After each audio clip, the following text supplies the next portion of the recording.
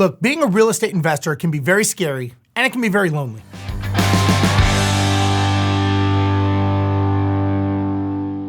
The reality is there's no one there to tell you if you're doing something right or wrong in real estate, and you're all alone. Now, a lot of times people quit their jobs because they don't want to be told what they're due. The problem with that is when you go and become a real estate investor or an entrepreneur, there's no one there to tell you what to do. There's no one to tell you if you're doing something right, and there's no one there to tell you if you're doing something wrong.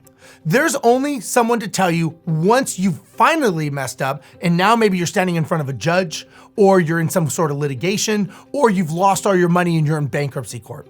So you have to understand that being an investor is not a solo job. It's not something that you do on your own. Most people think that by just being an investor, you need to be on your own. That is far from the truth.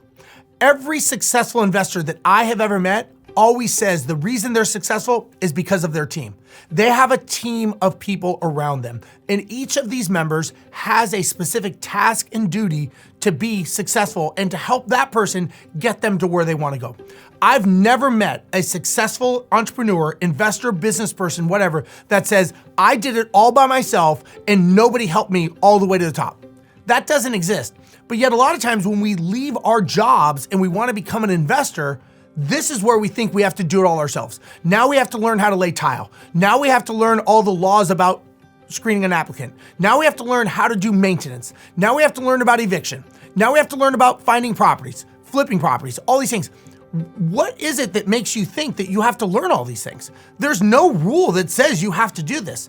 You assume that in your brain, and a lot of times we equate that to either ego and pride, or we equate it to our financial intelligence, and we don't want to look dumb, we don't want to look poor, we don't want to look incompetent, so what do? We do it ourselves. And the reality is we many times are the reason for the bottleneck of our success. Because we're trying to do it ourselves, you are going to be the limiting factor. You are going to be the reason that you don't succeed because you think you need to do it yourself. Again, everyone who's successful will tell you the only reason that they are is because they use a team. So really ask yourself, if you truly want to be a successful investor or entrepreneur, what is it that you're doing to build the team?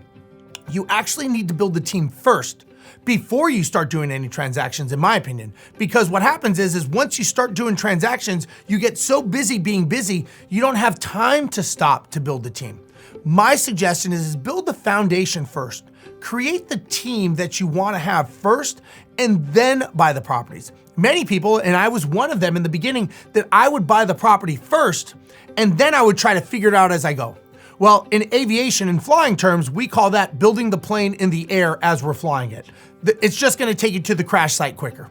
So if you think that you're gonna be able to buy real estate, be successful, and then you're gonna figure out who you need on your team, it's probably too late. You've probably missed a lot of opportunities, you've probably wasted or lost a lot of money, and you're probably much more stressed out than you need to be. The key that I always think about here is the term slow down to speed up. Sometimes you gotta slow it down, you gotta look around, and you gotta figure out what is going on.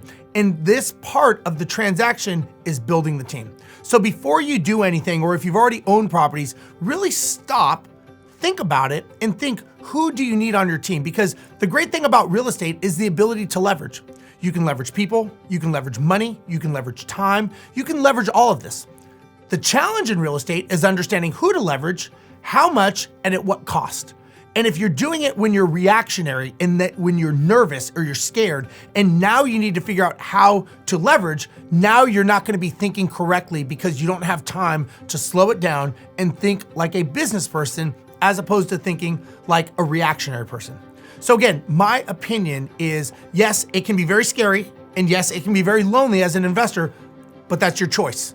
Your choice can be to build a team and do it with the strength of many other people that can help you get you to where you want to go.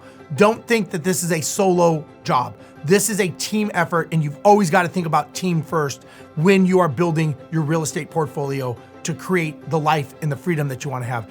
You are not the person that needs to do it on your own. So if you like this information, make sure you go to my channel, subscribe, like, and comment. I'm Steve Rozenberg, and we'll see you next time. Bye-bye.